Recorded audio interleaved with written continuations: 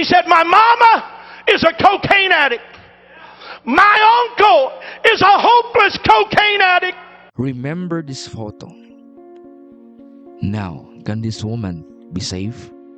Watch this. I called my barber, said, can you get me in? They said, yeah, come this afternoon.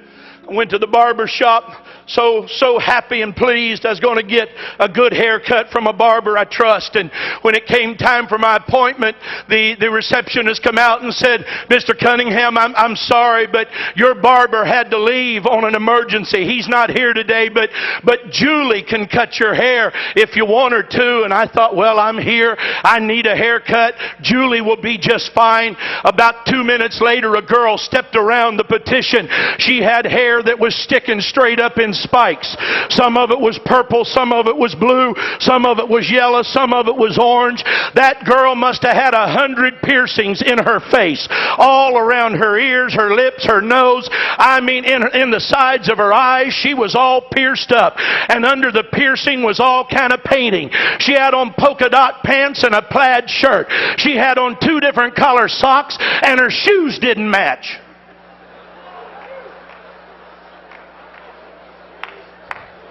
She said, I'm Julie. Are you Jack?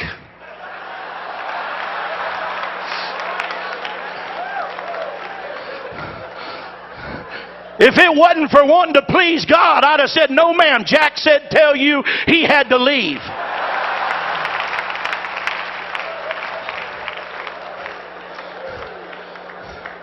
And I thought, well, I'll just endure it. And I went and sat down, and I did like I do too often. I thought I'll just go to sleep. I'll just sit down here and close my eyes and rest while this girl cuts my hair, and I hope she hurries up.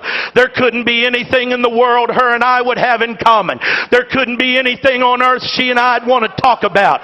She wouldn't want to hear anything I got to say. I certainly don't want to hear anything she's got to say. I apologize, but that's what was going through my mind. Oh my God. While she's cutting my hair, she said, where do you work?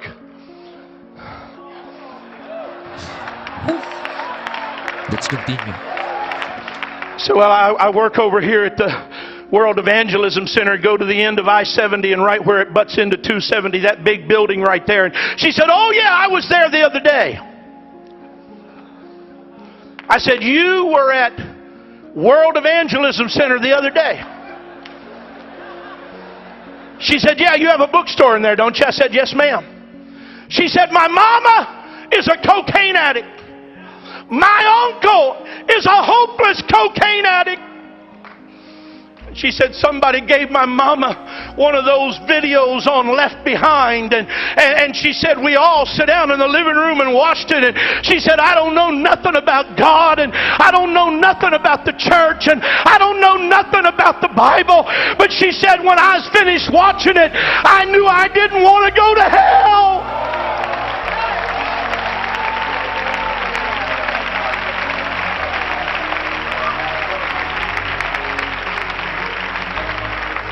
Wow, this guy's legendary. She said, I went to your bookstore and bought a Bible. She said, I don't know how else to find out anything about God. She said, I just bought a Bible and I'm going to start reading it through. She said, I've had it 2 days now. I've already read. And she named some books that she had been reading from. But she said, I really don't understand anything about it. And when I looked in the mirror, tears are streaming down her face. The other people that are cutting hair have quit cutting hair. And now they're listening to her talk. And some of them got tears in their eyes. And when I got up out of that chair, I said, Julie, I want to apologize to you for not telling you about Jesus. I said, but if you'll stay here, I'm going to go to my office and get a Bible study. And me and you's going to sit out there on that park bench, and I'm going to give you a Bible study and help you know about Jesus.